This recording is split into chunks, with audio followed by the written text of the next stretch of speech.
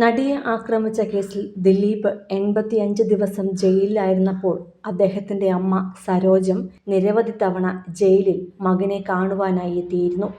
മകന് നീതി കിട്ടാനായി മുഖ്യമന്ത്രിക്ക് കത്തയക്കുകയും അന്വേഷണ ഉദ്യോഗസ്ഥരെ മാറ്റണമെന്ന് ആവശ്യപ്പെടുകയുമെല്ലാം ആ അമ്മ ചെയ്തിരുന്നു. ശേഷം ദിലീപ് ജയിലിൽ നിന്നും പുറത്തു വന്ന ശേഷം ക്ഷേത്ര ദർശനം നടത്തിയപ്പോഴും അമ്മ സരോജം മകനൊപ്പം ഉണ്ടായിരുന്നു.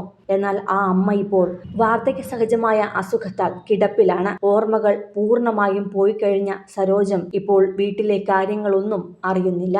മകൻ കുറ്റവിമുക്തനായതുപോലും മനസ്സിലാക്കാൻ കഴിഞ്ഞിട്ടില്ല. ആരൊക്കെ വീട്ടിൽ വരുന്നുണ്ട് പോകുന്നുണ്ട് എന്നൊന്നും ആ അമ്മയ്ക്കിപ്പോൾ തിരിച്ചറിയാൻ പോലും കഴിയുന്നില്ല. പിന്നാലെയാണ് ഇന്ന് ശബരിമല ദർശനത്തിന് ദിലീപ് എത്തിയപ്പോൾ ശബരിമല തന്ത്രിയോട് അമ്മയ്ക്ക് വേണ്ടി പ്രത്യേകം പ്രാർത്ഥിക്കണമെന്ന് നടൻ ആവശ്യപ്പെട്ടത്. ദിലീപ് കുറ്റവിമുക്തൻ ആയ ശേഷം ക്ഷേത്ര ദർശനങ്ങളുടെ തിരക്കിലാണിപ്പോഴുള്ളത്.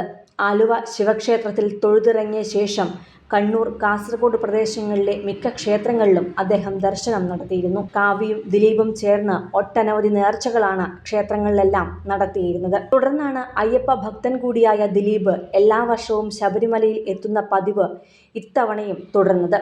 കഴിഞ്ഞ വർഷം ചെറിയ വിവാദങ്ങൾ ഉണ്ടായിരുന്നു.